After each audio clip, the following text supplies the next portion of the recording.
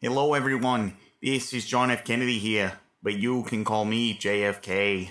I am back with episode 2 today of my media review show, so let's get to it. Today, I'll be reviewing all 4 seasons of the Netflix original The Good Place. First, I'll tell you a little bit about the plot and give a short breakdown of each season's arc. Then, I'll be rating it on a scale of 5 stars. Before we start, just remember that this does contain spoilers, and that I'm new to this, so please be nice to your boy. With that said, take it sleazy everyone, and on to the review. Now, as I said before, The Good Place is a Netflix original series created by Michael Schur, who you may know. It deals with ethical and philosophical topics relating to life, death, and the morality of all of it. We start in the perspective of Eleanor Shellstrop, a selfish woman who finds herself in the good place. In this place, it is told to her that only the best of the best people make it here, and we are shown this due to everyone else being extremely good people throughout their lives, and being treated to whatever they would like. The main conflict of Season 1 is that Eleanor, along with another one of her friends, the dim-witted and impulsive Jason from Florida, do not belong in this place. To fix this, she befriends the indecisive Chidi Anagonye, a former ethics professor, to teach her to become a good person in order to save her own soul. Jason later joins in this teaching, bringing with him his soulmate, Tahani. Essentially, these 4 work together under Chidi's instructions to become arguably better people, all while pretending to be good to remain inconspicuous to Michael, the architect of this good place, and his assistant Janet, an all-seeing and knowing being. However, later in Season 1, it is revealed that Michael himself is from the bad place, and this was all a ruse to emotionally torture 4 people for thousands of years. The evil lord himself, Sean, plots to send one of them to the bad place, as the others do something else. To keep it brief, on to the next season. In Season 2, time is reset, having our main characters have to do it all over again. This is actually pretty easy for them, as it turns out, and Michael ends up resetting the universe 800 some times just to keep trying. However, the 4 friends prevail over and over, finding the goodness within themselves. Fed up and scared of Sean's wrath, Michael teams up with the gang, bringing Janet with him, making our total 6 protagonists. Slowly, Michael learns to be a cool dude and is won over to their cause, promising to help them meet the almighty judge, who can possibly help them get into the good place. After much conflict, they arrive at the judge's place, who throws their case out relatively quickly. But Michael gets a plan. He decides to bring the 4 friends back to life, being allowed to intervene and stop their original deaths, and nothing else. Hence, Season 3 begins.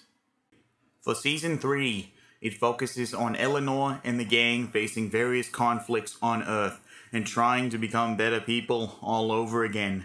After some interference with the Bad Place's goons and some help from Michael and Janet, they eventually make a case to the judge once again, coming up with a new plan to fix it all. This plan involves trying the experiment from Season 1 with 4 new people of Sean's own choice, and if they become better people in this place, then a new point system for getting into the good place just might occur. Eleanor is put in charge, and the final season begins.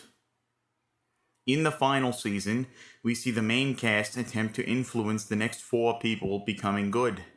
You have the hot-headed and fragile Brent, the very insightful and judgmental Simone, the harsh gossiper John, and finally, Chidi himself. Yes, that's right. Chidi replaces one of the members, giving up his own memories to make the lives of his friends easier. That's the first conflict of this season, being the experiment itself. To summarize, they succeed, but only just barely. Chidi is given the knowledge of all 800 plus versions of himself, becoming ultra confident and even more intelligent, an ultra Chidi, if you will. With his help, the point system is reinvented, and our cast finally gets into the good place. However, we see our second and final conflict of this season, that being the complacency of living in heaven. As it turns out, the good place has one major flaw. Since it is the final stop and there's no way off this train, its inhabitants slowly grow docile and forgetful, spoiled by the ability to do whatever they want. Michael, the new leader of the good place, fixes this. How, you ask? They add a simple door or gateway. When you walk through this door, you dissolve into nothingness and spread out into the universe. As it turns out, paradise removes any point in living. So, for the last 2 episodes, we see our cast's final days. To sum it up, Jason lives everything he wants to do and then leaves, content with his life's end. Chidi then leaves, being done with Eleanor's shit. Okay, just kidding. He leaves after being fulfilled with everything he ever wanted to do, leaving Eleanor behind with a sexy calendar of herself. And then for Tahani, she becomes an architect in training, making her own neighborhoods for the good and bad place. Michael is allowed to become a human, and Eleanor finally walks through the door, turning into golden flakes of spiritualness. These flakes spread all the way to Earth, inspiring a random citizen to become a better person. And seriously, that's all. Everybody got what they wanted in the end, and they worked hard for it. And I think it is unironically beautiful. I interpret this show's message to be that of hope. No matter what you do, you can be redeemed. These characters are all likable and all funny. Without a doubt, it proves that anyone can be good, but inevitably, it doesn't necessarily matter as long as you want an evil piece of shit. Hear that, Nixon? It's the bad place for you. Anyway, sentiments aside, I'm sorry if the video's length bothered you in any way. Anyway, on to my rating. 4.5 out of 5 stars. There is almost nothing wrong I saw with this show, and in recollection, I cannot find anything. I love the characters, the message, and the concept. The soundtrack is very simple and nostalgic, and the acting is purely divine. The only minor issue I saw is that sometimes the characters are in too much conflict, I feel, and it can feel a little overbearing. Sometimes, you just want to see the good guys win. However, the last episode of this show alone makes up for all of it, I promise.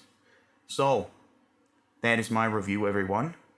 I hope you give this one a watch, truly, as this has honestly become one of my favorites, up there with The Office and Parks and Recreation. Thank you all for watching.